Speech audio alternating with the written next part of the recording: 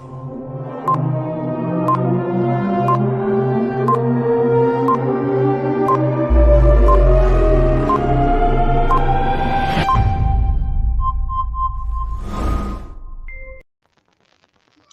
back to another week of Can I Be Honest? It's been a long and crazy year, and as we get closer to holiday time and Thanksgiving coming up and then going into Christmas, part of what we think about is all the people that we're going to see and all the people we're not going to see. Holidays can be pretty challenging. Birthdays can be challenging. There's a lot of things, a lot of people that aren't around the table for a variety of reasons, whether that's from COVID, whether that's from a shooting, a killing, or whether that's just from just not being there for other natural causes. And tonight we're going to reflect a little bit on what's happening internally and what's happening in our hearts and our minds. Also, we want to hear from you. What's going on with you? This has been an incredibly taxing year. I mean, I'm 41 years. There's no year like this year in those 41 years. And I know people older than me have said similar things. Dwan's a lot older than me.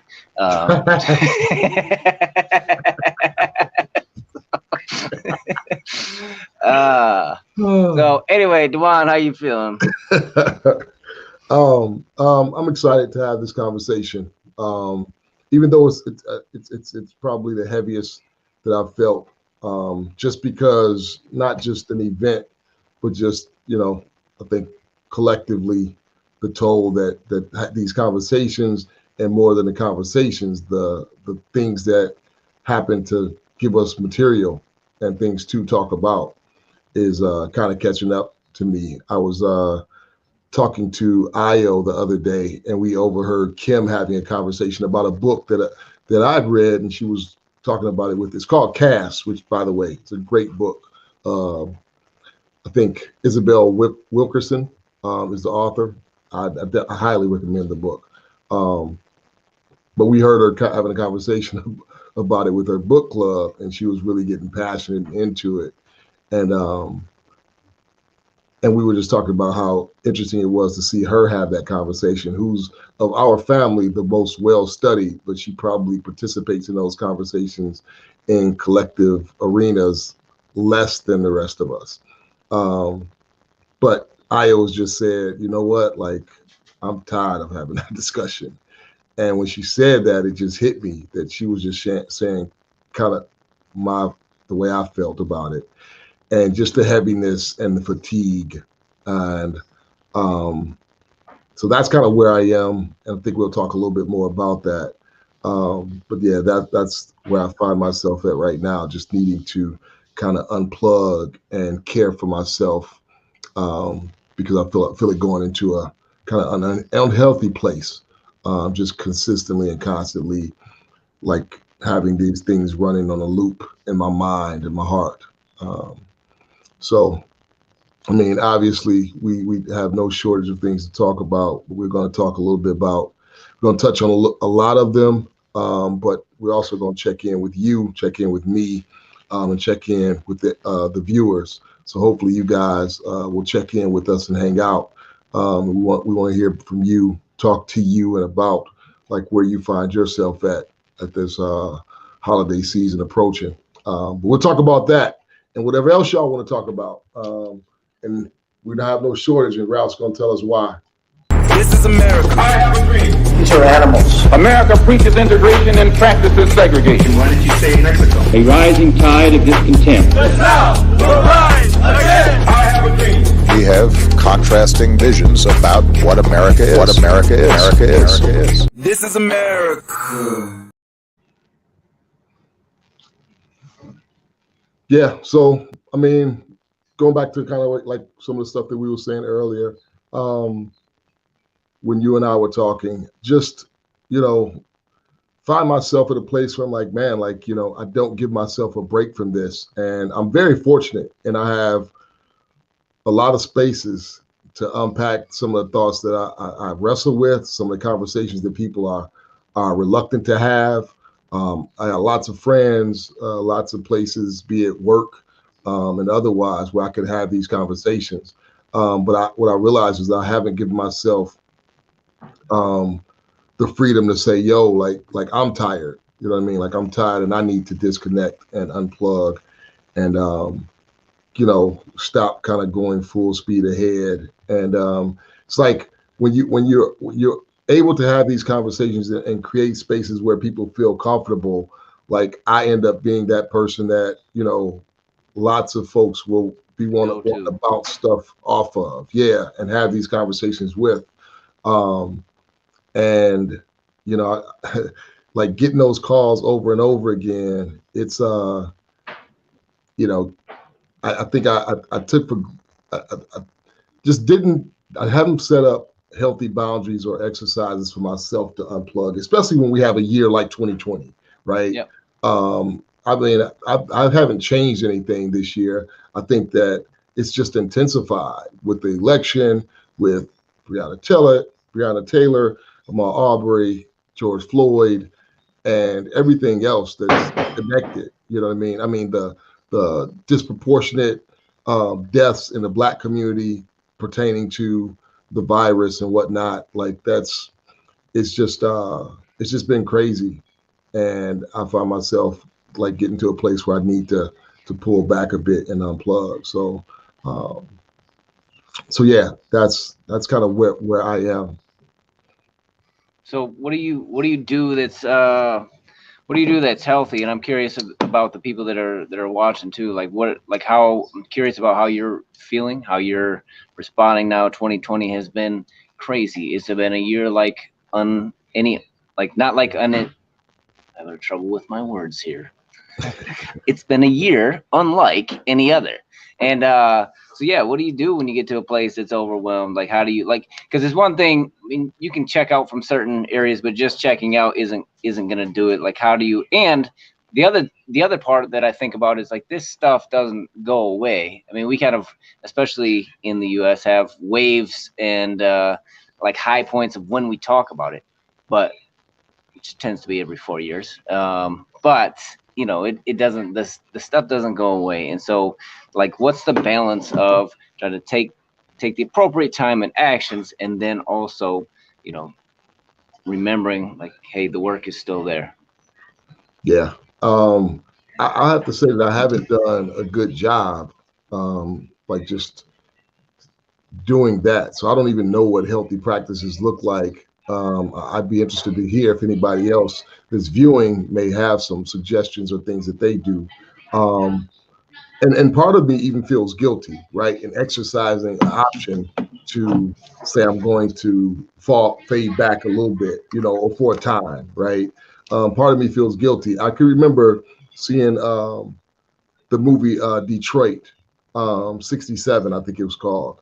And have you seen that movie, Steve? Where it was, Nope. yeah. So it's That was really, yeah, that's Mackie. the really intense is about the incident that happened in the apartment build or the hotel. Is that the one with Anthony Mackie? Who's Anthony Mackie? Man, I don't know who Anthony Mackie Falcon is. from Oh Avengers. yeah. Okay. Yeah. So super intense movie, like crazy, like scene of just like the experience. And the crazy thing is, you had some people that went through that survived it. Many of them didn't survive it. There was people that lost their lives that night, but you had a couple people there that like were the ones that told the story and they lived through the experience. And it was so intense for so long that I got ready to get up and excuse myself for the movie theater because I just felt like I couldn't take it. And I shared that with my wife who was there watching it with me. And she said, well, that's kind of disrespectful because like they didn't have the option, you know what I mean, to unplug. And they Yeah. lived it. So if they lived it, we can sit here and be uncomfortable for a minute and respectfully view it. You know what I mean? And I sat there and I didn't want to. You know what I mean? And I think that, that's kind of, so I wrestle and struggle with that a bit because there are people that live through harder times than what we're living through. You know what I mean? And they didn't get to unplug. Like some of the people that won't be here, You know what I mean? Like they don't get to say, you know, like they didn't have this option. You know what I mean? So there's a bit of guilt, to be honest, to even be having this conversation about like what looks healthy for me on a personal level because of what you said, right? The work still needs to be done, right? Like when you feel like the world hopefully ready for a change, I feel like you should be putting your foot to the gas and not letting up, if that makes any sense.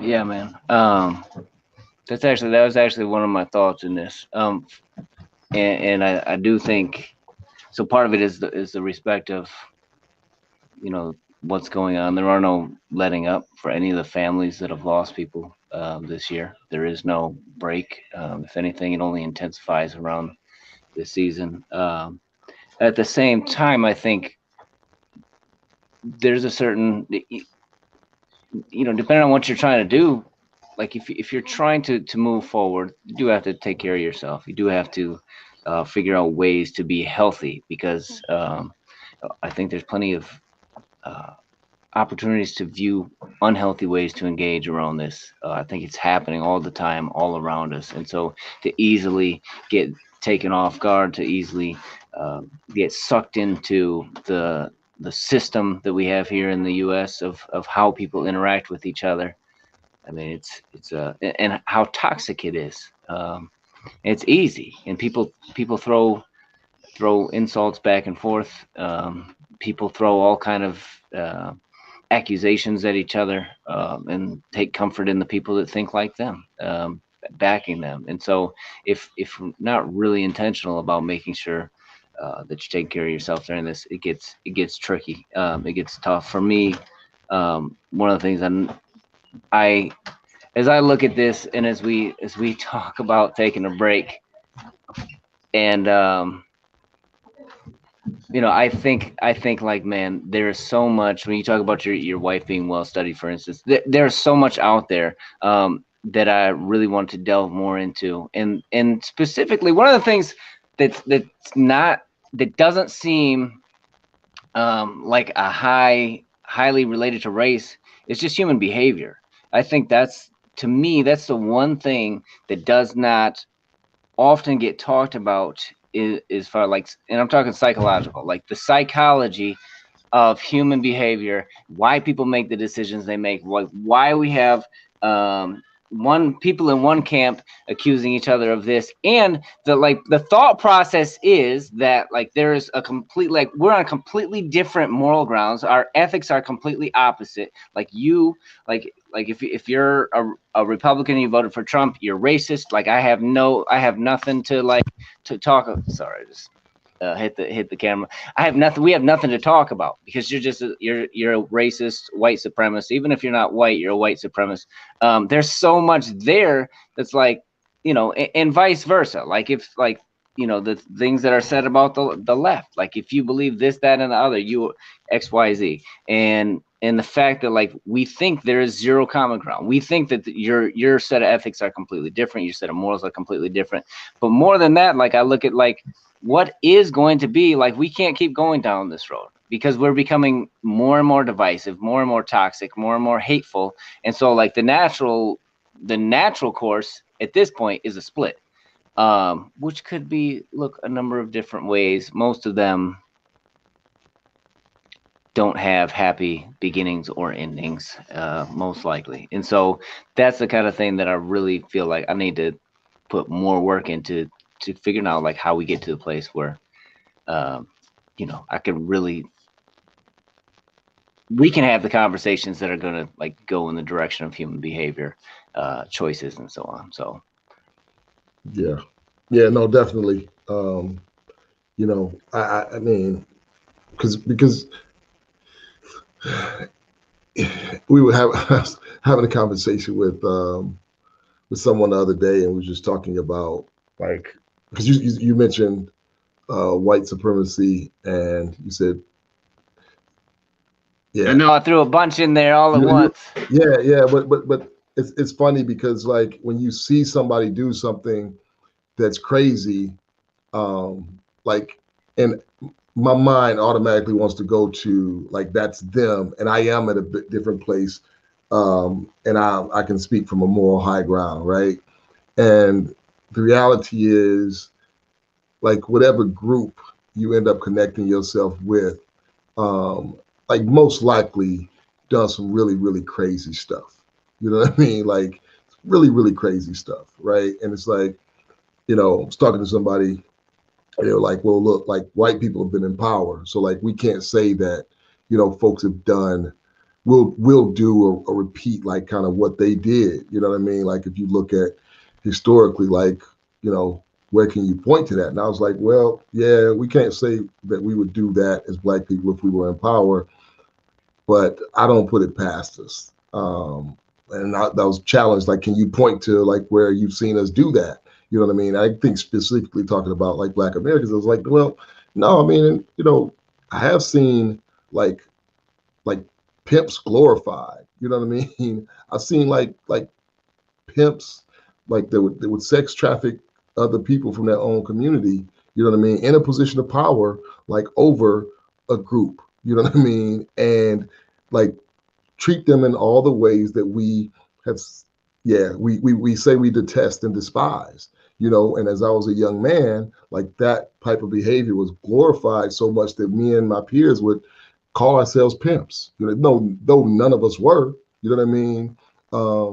But I say that to say, like, I think a point that you were making is that, look, man, like the human behavior part is something we really need to spend some more time investigating, exploring, and how do we, again, come back to the mirror, right? Because I think that it's everybody. I think everybody else is the problem, but I think we all, if we're all doing our part, right, and checking ourselves, I think that's how we get to where we say we want to go.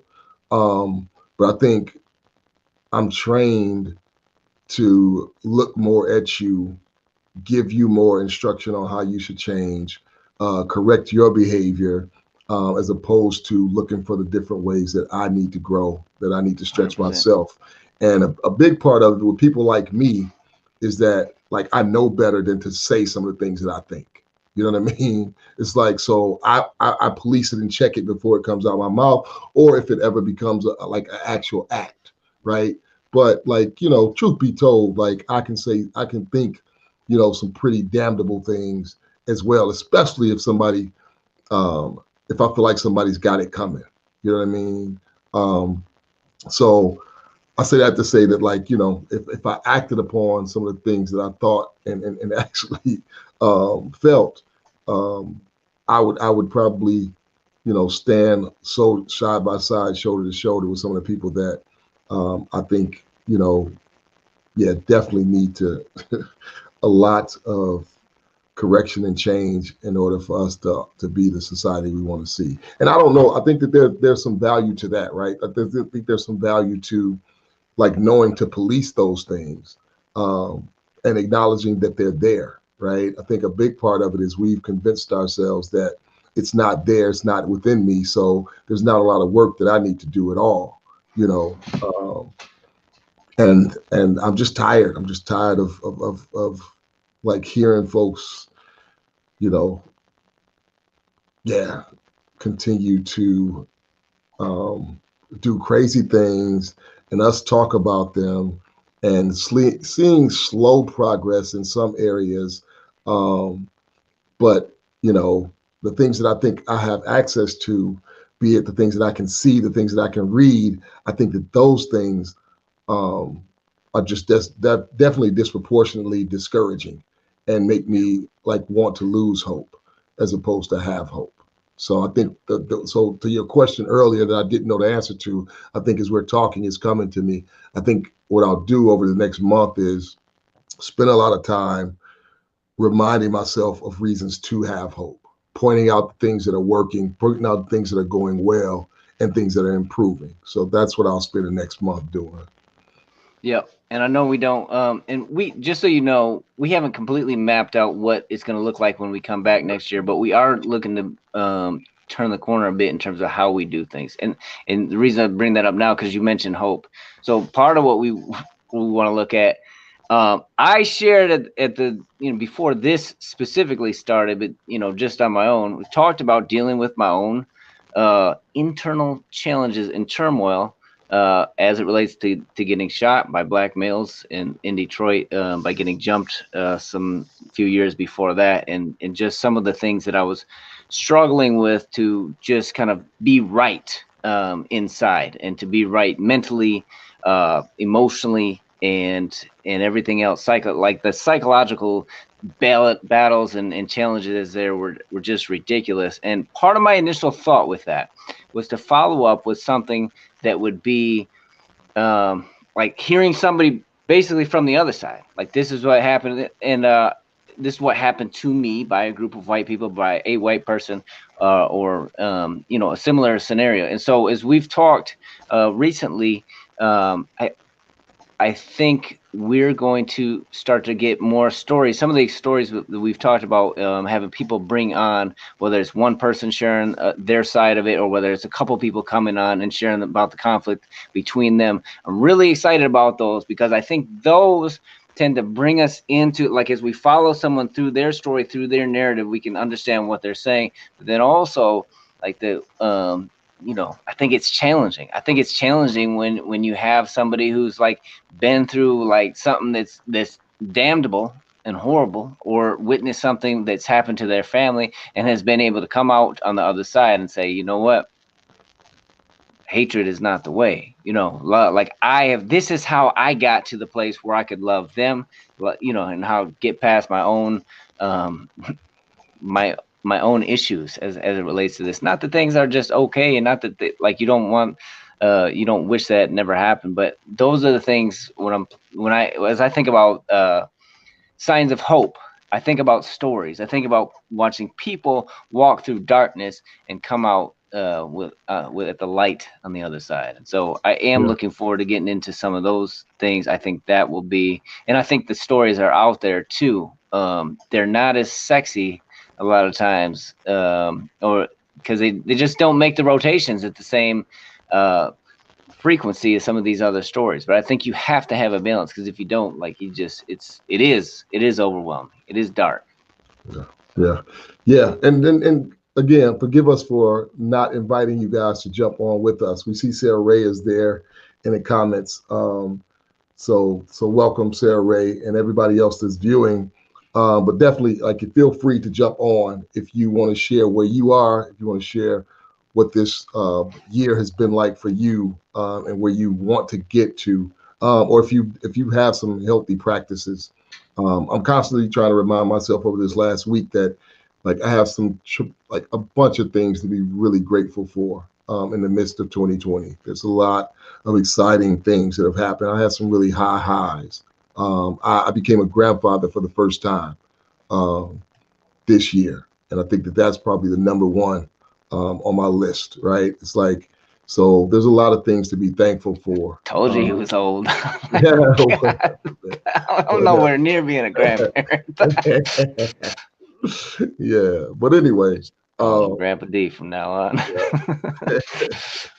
Yeah. So wanting to be like clear that there's some things that we are celebrating in the midst of like all the craziness as well. But it is time to figure out how to get to a healthy place. I guess when hearing you kind of recap where this kind of started from, I think there's a question that I never asked you, and I think it comes up in the Black community often. And I hate to even ask you this live to catch you off guard, because we talk so much offline that I feel like it's not really fair. But let's do it for the ratings. I would say, so the question that kind of came up as you were talking, like, I know you've talked about, like, the struggle with not stereotyping, and you kind of like trying to fight through that. And but the question I don't think I've ever asked you is like the forgiveness piece, right? Like, I heard this conversation in the Black community a lot about to forgive or not to forgive, right? And I know that the people that that shot you when you arrived were never caught. And I don't think the guys that jumped you were ever kind of like brought to justice. But like, have you wrestled with that question, the forgiveness question? Like, have you forgiven them, or have you even thought about that? It's come up a little bit, just like barely, like as far as like me thinking about it. Part of it is because I don't hold this deep animosity towards them in my heart or in my mind. Like I don't have like even when I think back through either one of those scenarios, like there isn't like this like connection there where I feel like, man, I hate these people, or like I wish whatever on them. So it's which is kind of strange to me on the one hand. It's just it yeah, like it's not very American of you. Yeah, I don't know. I'd have to process the reason. I think that is maybe part of it is the anonymity. It's hard to say. I've also been going to, Sarah Ray mentioned it's been a tough year for therapists. I started going to therapists when I was like 12, and and so there was this, that I would go, they would ask me a bunch of questions, then I would cry, and then they'd be like, okay, this is a good place to stop. We'll look forward to next week. Like, no. And so like I got to the place where I could just, I don't know, like sometimes I think about that, like getting a pattern of like sharing with strangers, being able to like communicate things. Like it's just, there wasn't this, I could almost disconnect from the emotions sometimes. But anyway, long story short, I don't have pent up anger or animosity towards them. And if I saw them like from a forgiveness standpoint, it's just not there. Like I think on a theoretical, from a theoretical standpoint, like I think it would kind of make sense to, like, if I thought about forgiving them, like to me, I would say that I need to forgive them. It just doesn't hold any weight for me. Like it's not something I really think about. Okay. Very long answer. Yeah, thanks for sharing that. So we got Kwasi backstage. Thanks for letting me put you on the spot like that. Appreciate it. And I appreciate you always kind of being real with that. So can we bring Kwasi up, Ralph? I don't know, like sometimes I think about that, like getting a pattern of like Kwasi, you got the can you mute the program, Kwasi? You gotta turn down the your phone or your whatever's playing. Like when people used to call into the radio stations, like turn the radio, like the guy. I used to do that when I was a kid, man. I call into the radio station, they'd be like, turn the radio off. I'm like, how do you know I have the radio on? Yeah. What's up, bro? So you gotta turn your whatever you're watching the Facebook on, you gotta turn it down. All we're getting is feedback. Yeah. That delayed. I don't want. Yeah, it's just not there. Like all right, Ralph, why don't we take him backstage for now and try to get that situated? Get him situated backstage and let us know as soon as he's live. I can't wait to hear from him. You know what? I wrote a story as it relates to forgiveness.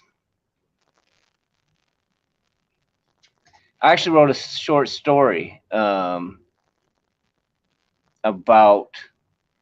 the guy who sold drugs to a very, very close person in my life, and ultimately, like that was a wrap, like, and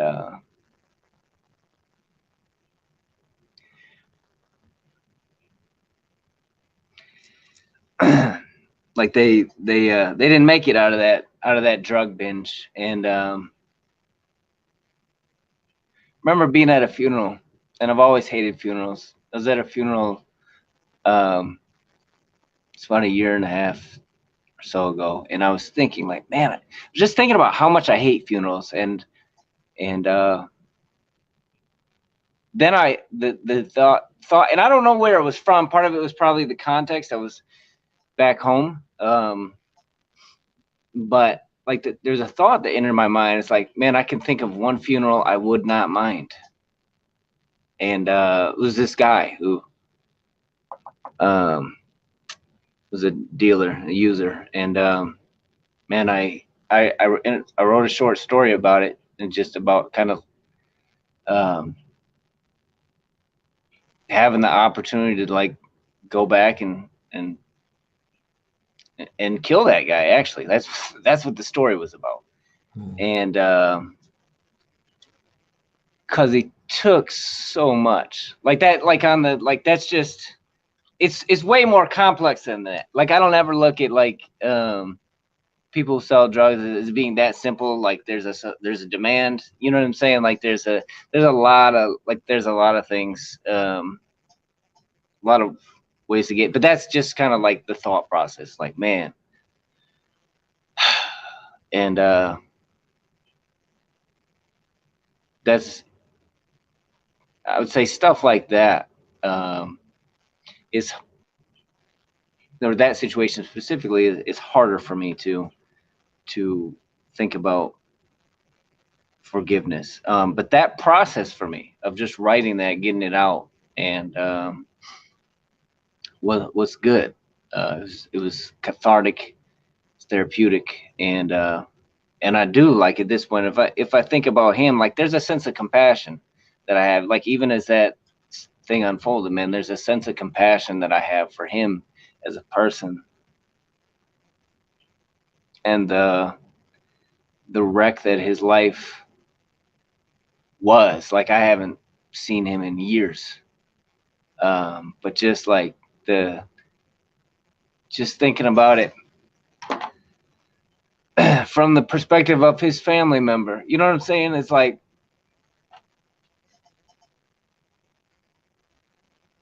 when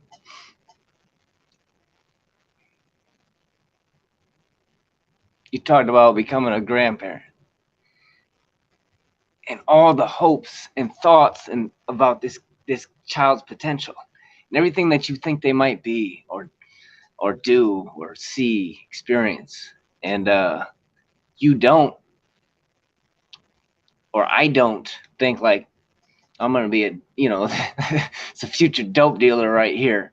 You know what I'm saying? This is a guy who's gonna like live in a place where the couches look like they've been stained from all kind of stuff, and there's like just a mess everywhere, and this like it's filthy and deplorable, and they're gonna do deplorable things, and they're gonna sink to lows that most people can't even like fathom in their mind, like in like the debased nature of what they're going to do in life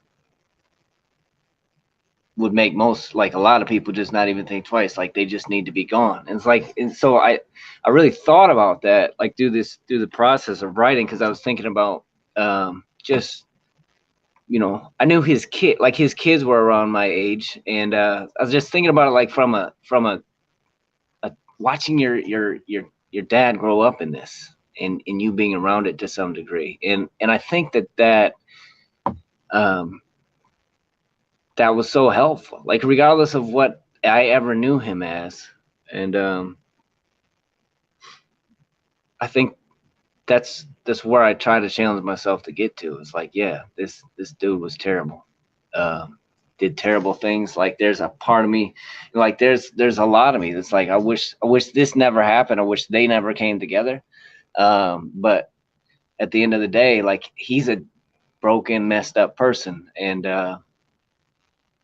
man, I feel compassion for him. I'm like, I think about that with people. It's like, man, with us, and how do we get people on track? How do I get myself on track? How do I go to get to a place where I am more and more moving to a better version of me, and so I'm not doing damage to myself, to the people around me, and how do we connect with people like this guy to kind of do the same thing? So I think we got another round with Kwasi is back. Yeah. No, thanks for sharing that, man. Yep. Bring Kwasi out, Ralph, if you don't mind, please. There he is. Hi, sorry about that. I was in the car and crazy, but All yeah, good. this is an honor to be on the show, and just wanted to give my thoughts on it. Yeah. Yeah. Um, Welcome, so, man. hey, thanks. So, I mean, you guys obviously you know this, but your show is always encouraging. Your show is always strengthening. It's a source of strength for me. It's an added bonus that I get to be in the same city as you guys, and you are just as strengthening and encouraging in person. So thanks.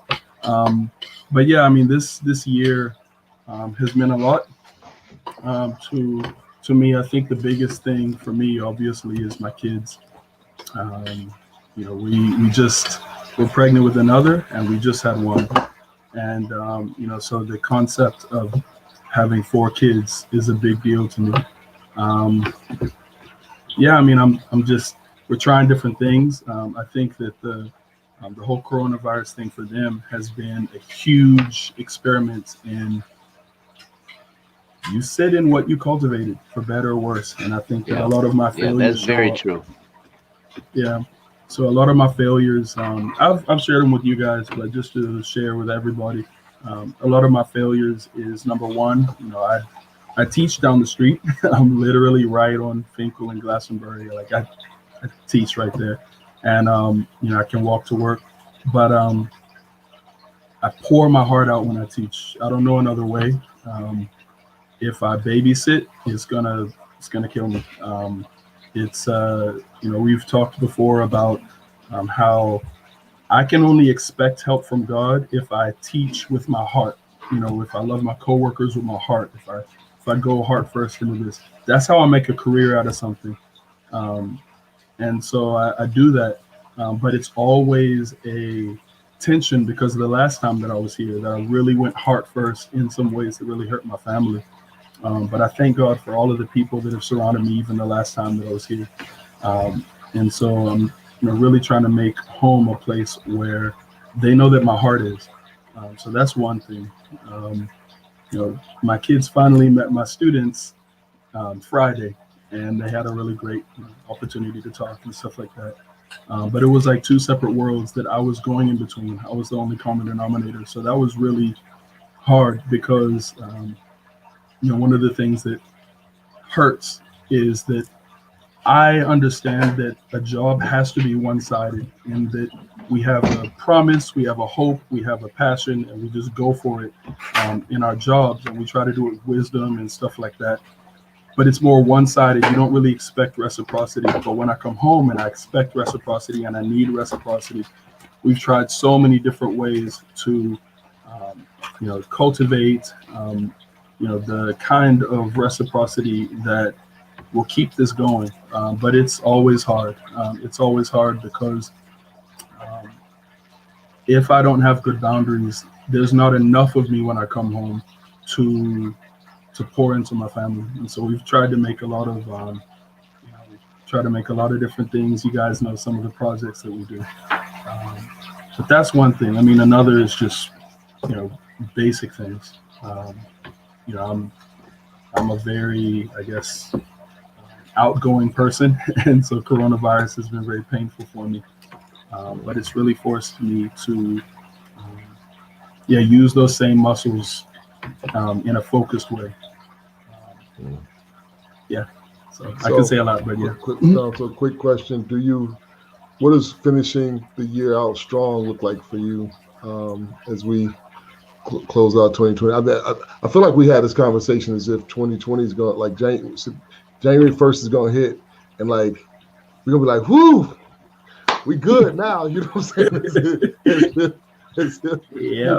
some of this craziness is not like Hmm. going to continue when the clock Yeah. strikes 12, right? Yeah. But I think so. I think a part of this, to give a little bit of context to everybody that's watching, is we talking about, if you just jumped on, we're talking about like backing up, doing something, taking a pause from having this conversation here live with you guys just until the beginning of next year. But in order to be healthy. And I think I'm reflecting back to a friend of mine, white dude, and he was on a sabbatical this year for a while. And I'm gonna be honest, I didn't even know what a sabbatical was like until I started like hanging out with like folks in the white Christian community. And that's just the truth. Not that like black folks don't go on sabbatical, but I just don't know any of them. You know what I mean? But I would say so I was having a conversation with a friend of mine. You're gonna become one. It's the people that hang around the Hey, people you're I'm hanging trying to come around. up on some of that stuff y'all been doing in a healthy way. In fact, so here's how that conversation went. So I was telling him like, so we were talking about it, and I told him I was like, man, I never knew anybody that did a sabbatical, and probably didn't know what it meant until I started hanging out with. So when I shared that with him, he was like, dang, he's like, man, we got to figure out a way to get like more people in the black community sabbaticals. And I was like, you don't have to figure it out. I was like, you got 3 months. Just take 2 months and give somebody else that third month. You know what I mean? You just go back and just give them that. You don't have to like look for ways. You know what I'm saying? Share yours. And the crazy thing is, he offered me the last month of his. He was like, well, if I gave you the last month, would you take it? And I was like, I have too much going on. Like I can't unplug for like 30 days. Did you offer to find another black person? That would have been the right thing to do. Yeah. I don't think I did. So we could put a search out now. But I did challenge him to. You know what I mean? I did challenge him to. I was like, no, find somebody else to, and give it to them, because like I have too much happening to wrap up the end of the year. Where I just wouldn't do it. So that's that. So I say that I wanted to give a little bit of context, as I realize things are not going to all go away January 1st, right? But I do want to ask Kwasi, and you too, Stephen, anybody else watching, like, how do you plan to like close out the year? Me, I'll just share that I'm going to like back up from having so many of these intense conversations. I'm going to spend the next 30 days reminding myself of all the reasons I have hope, and I should have hope and continue to be encouraged before we come back and join you guys and pick up again next year. But Kwasi, do you have any plans? And if not, like, I think you should. Well, I mean, probably hang out with you guys. I think that I'm not as intentional. So thank you for that question. Yeah. As y'all know, Elizabeth's Native American, so we always do something different for Thanksgiving. In that sense. So I don't know. I think a lot is happening in her family right now. I actually brought you, Dewan, up in conversation, with my mom when I was at Myers just a few hours ago, because we have some family. We'll talk more offline, but I think that this is a time where the needs of our larger family are starting to overlap with some of our relationships here, and some of the grace that God has really built up in you guys. And I'm not speaking, kind of in big terms, just some of the things that you guys do for practices and some of the ways that you've been able to maybe forgive, or whatever it is, like what Steve was talking about earlier. It's really practical right now for my family, and in some ways that maybe they weren't ready for before, maybe we weren't ready to walk them through before. And so we're having a lot of those conversations. We have some pretty sick people in our family. We have some people ready to marry. We have some people ready to have kids. So life stage changes are opening up our relatives right now. And so a lot of that. And, we have a baby on the way that's due the end of February. So we're trying to get the boys ready for that. Yeah. So, I mean, that's me. What's up, Steve? What's up? Yeah. I think you said something earlier that really just even the way that you said it, you sit with what you have cultivated, and I think that that's so true. And I think so from especially from a family standpoint. And so it's easy to look at your kids, to look at my kids, and be like, man, would you just stop? And it's like, well, you kind of like it's something that's been cultivated over time.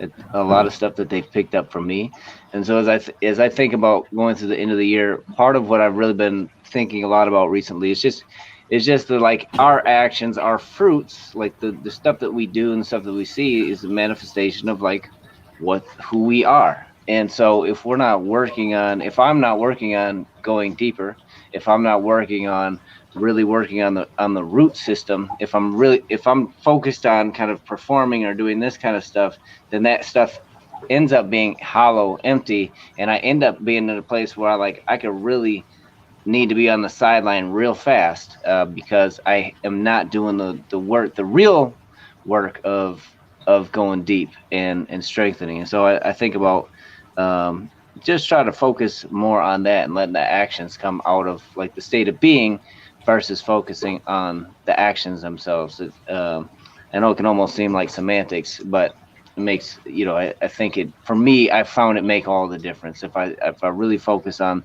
keeping first things first, keeping my habits and patterns in a good place, so I'm maintaining health, then the actions take care of themselves, including my family. That's when I'm at my best, is when I'm really working hard on those kind of foundational components. So that's what I feel like I need to do, to close this year out. And also, like you said, like a lot of what we're dealing with now, it's not just going to magically go away. There's been a lot of things that have been um,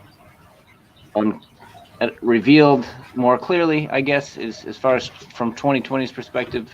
And I think that it's a lot of work. So it's kind of taking a deep breath and getting ready to plow forward. Yeah. Yeah. So I guess thanks for sharing, y'all. Thanks both of y'all. Last thing I'd like to do, and Quasi, before Ralph like shoots you out, I'd like you to go first, and then Steve. Um, can y'all give something that y'all can point to, maybe in your own lives or in the larger scheme of things, of like why you should have hope and why like we should have hope? If y'all could, and Kwasi, can you go first? But Yeah, hope the question is clear. But go ahead. Yep. Yeah. Serious. So this year has really been a lot for a lot of people. But one of the things that it has been for everybody is we see that God does have a plan, and there's very little that we can do about that. We respond to it. And so we can take, 2 Corinthians 1, for example, when, Paul was in this really crazy situation. We can take Acts 24, 27 and 14 with Euroclydon, when he was in a ship that was about to crash, but God made a lot of really beautiful things out of it. For those of us who've experienced Ebola, these things happen. But God really is in control. I mean, I have some really sick family. I have people that have died of coronavirus. I have all of that. It's really crazy for a lot of people in a lot of ways. But God really is in control, and we really can see that. There are a lot of people in politics, in medicine, in a lot of different sectors of our society who are like, I'm still in control. I want this. Run those, whatever. Like Trading Places, the movie, like run those stock exchange things back. Get everybody back in here. Nah, it's not on any of our calendar, but obviously it's on someone's. So anyone who has faith, this is a time where even if it's not necessarily working for us, we know that all things do eventually work for us, and we can put our trust in the same God who is doing things that none of us can control. My last few seconds, I would say that a lot of the people that I thought would be kind of pulling the strings, social engineering, they're scared publicly. Yeah. Well, thanks, man. Thanks for sharing that. Thanks for joining us, man. You know we always love having you on. Yeah. But thanks for coming and hanging out with us. Thanks, Quas. All right. All right. Peace. All right. Thanks, Ralph. Yep. Beam me out. Beam me out. Beam me out, Ralph. Yeah. So, do you have something that you want to point to, like either personally or like overall, and kind of like where you can anchor some hope in? Yeah, I think so. For me, it's been important. My own spiritual walk has been a bit of a roller coaster, and I still am very far from being comfortable with my relationship with God, and so I appreciate people that find hope and comfort in that. Still something I'm struggling with. But for me, in the meantime, I do. It is important for me to find messages of hope. It's important for me to find people who have come through hard times and see what they've done to make it. And just the fact that they have made it. Like I struggled a ton for years and years and years with depression and with just a lot of dysfunction that comes as a result of that, and so to be on the other side of that, and to really, and to see other people and to hear other people's stories about going through that and being on the other side of it, to hear stories of forgiveness, kind of back to like where we started, when you see people. So one of the stories I watched recently was the black dude that would go to the Klan rallies and met with the Grand Wizard, and eventually, like, he's got a TED Talk now. You guys should, like, it's like 20 minutes, maybe 12, I think. Anyway, like, you guys should look it up. This black dude who goes and he befriends one of the Grand Wizards, and eventually the dude leaves the Klan. Like, it's nuts, his story. Like, seeing stories like that, knowing that as much that's terrible within us, there are still people, like the angst that you have about what's terrible, like the alarms that go off about why that's terrible. To me, that's hope in and of itself, because there's something in a lot of us that's saying there's something wrong here. Now, figuring out how to move forward, that's the challenge. But the desire, I think, is there. And a lot of us, I think all of us have within our hearts and minds this yearning for something better. And I would love to be part of that solution.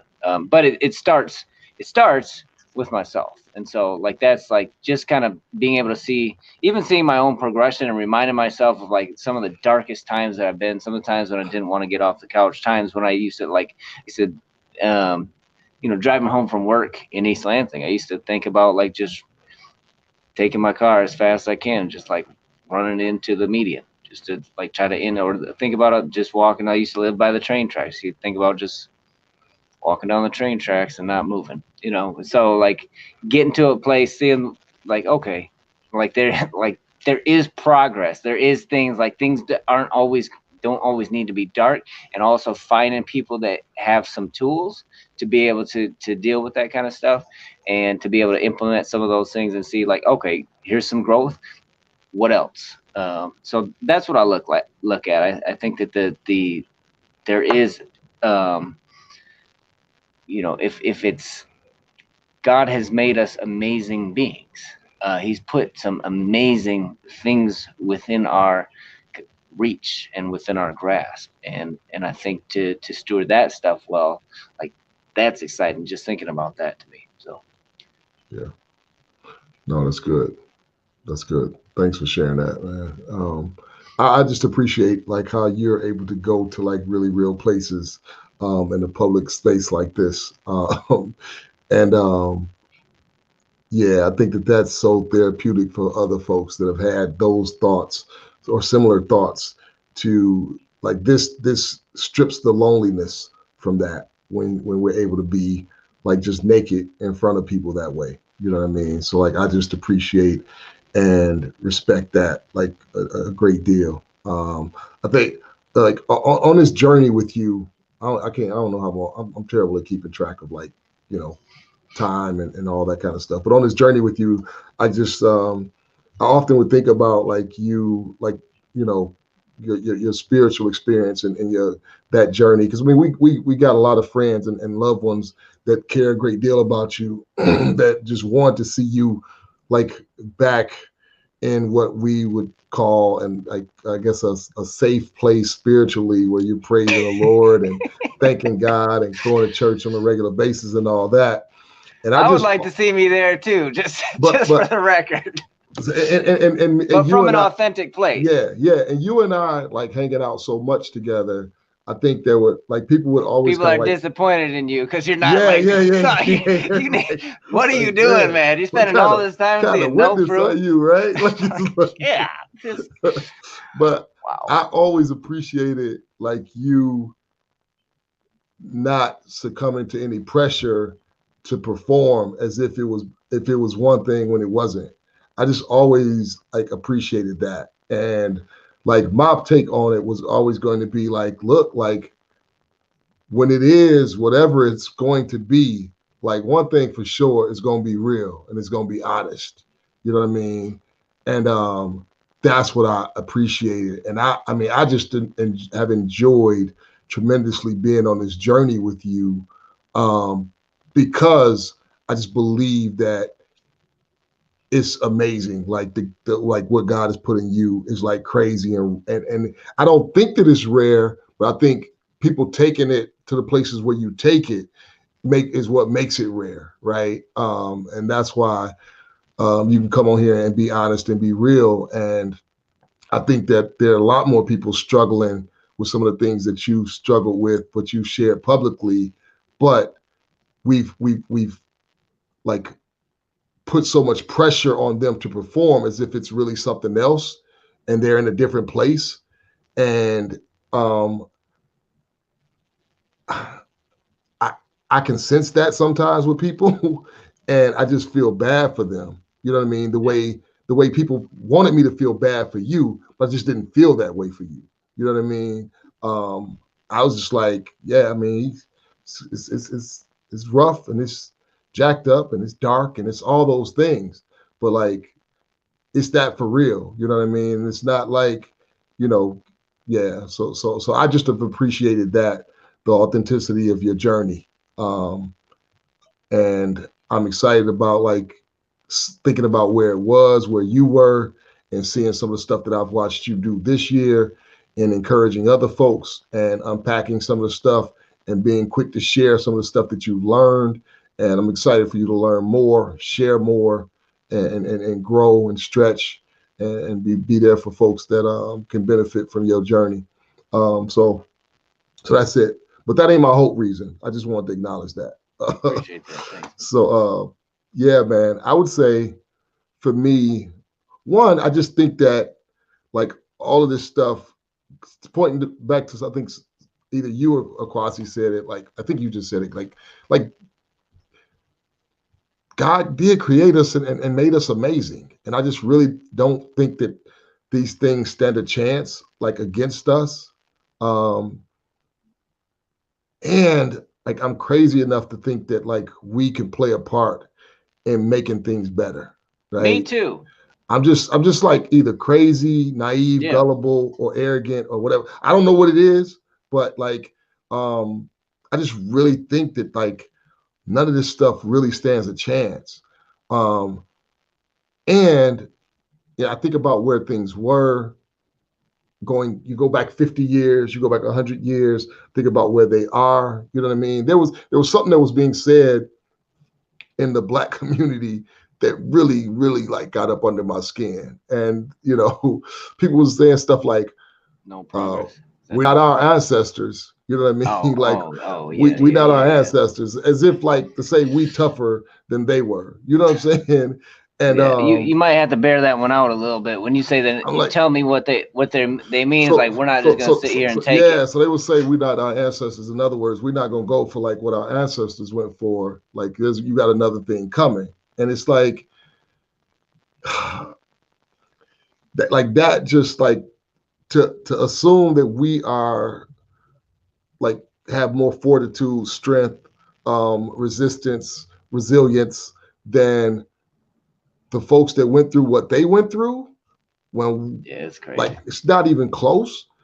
Like that's so insulting. You know what I mean to me. Um, on the one, right, and then like checking the track record of some of the folks that say that so quickly. If you look at like what they are really like up to, it's like, oh man. But anyway, um, that kind of like really got to me. But I'll say this, like I think that I'm not pleased with where we are. Um, I intend to continue to put in work.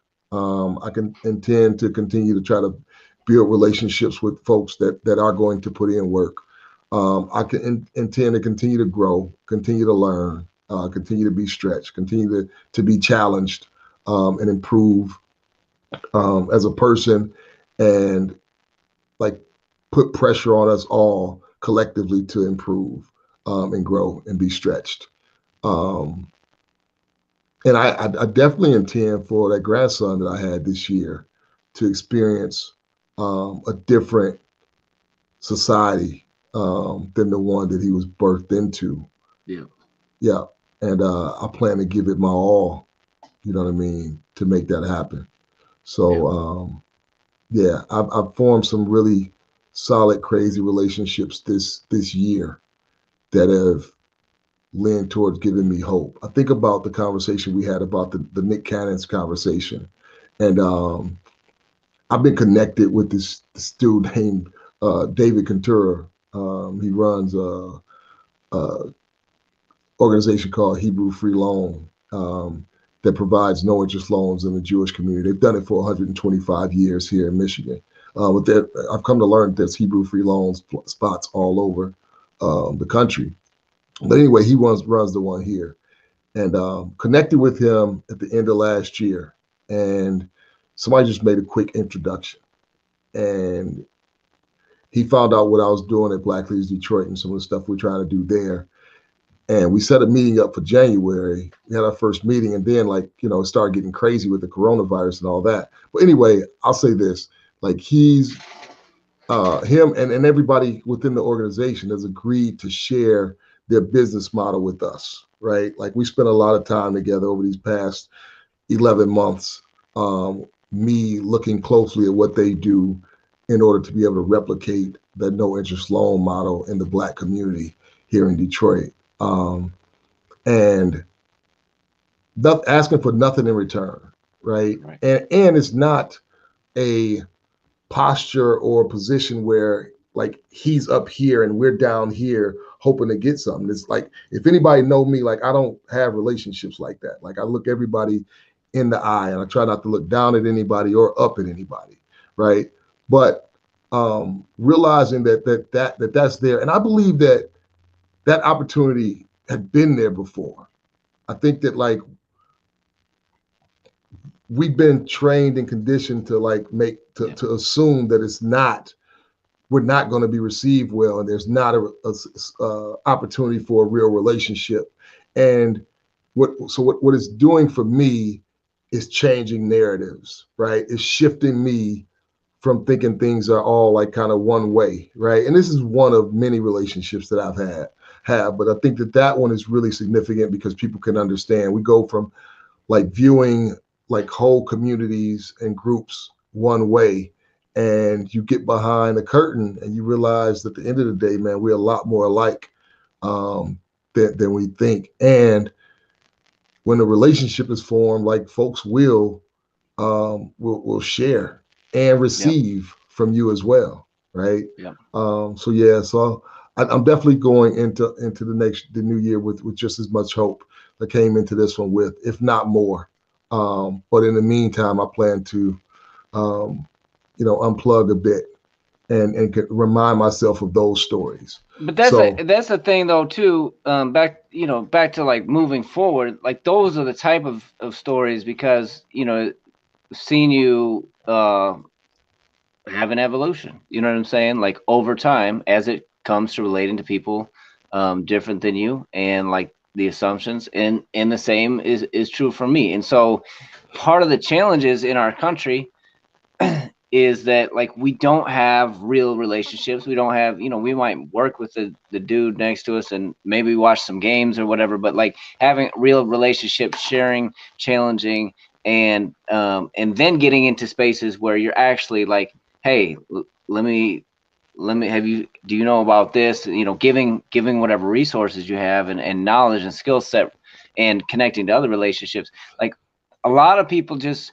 have no idea that actually exists, back to what you just said. And because of that, it allows us to stay thinking the same things that we've been thinking. And so like we're happy in our own thought patterns, partly because of ignorance. So I do want to get more into that kind of stuff and really starting to break down some of the things that we think. At least give somebody something to think about, some food for thought. Like no doubt. Yeah. No doubt. Yeah, I look forward to it. So, with that being said, man, we done passed the hour mark. Is there anything you want to drop on folks before we sign off?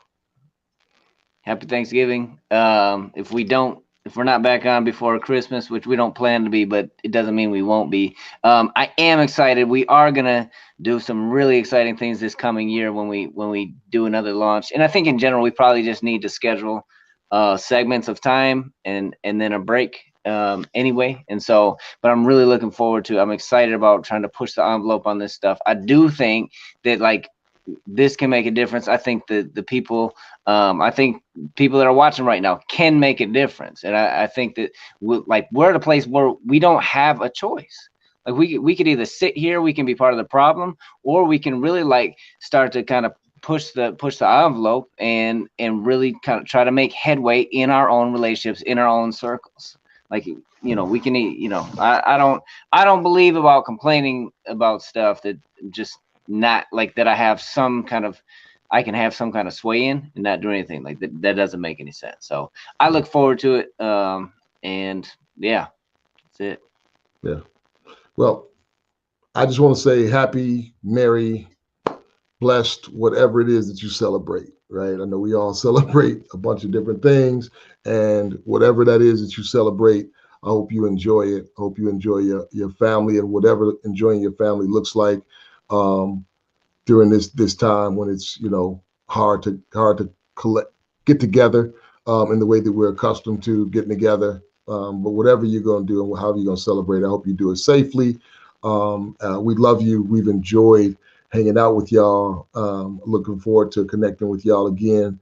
The next time we do, we will make sure that you are made aware of the next time we'll be jumping on. Most likely it's going to be the first Sunday of the new year. But if we get on before then, don't let it be a surprise to you. We know that there's going to be plenty of stuff to talk about. And Ralph, tell them why. This is America. I have a dream. These are animals. America preaches integration and practices segregation. Why did you say Mexico? A rising tide of discontent. The South will rise again. I have a dream. We have contrasting visions about what America is. This is America.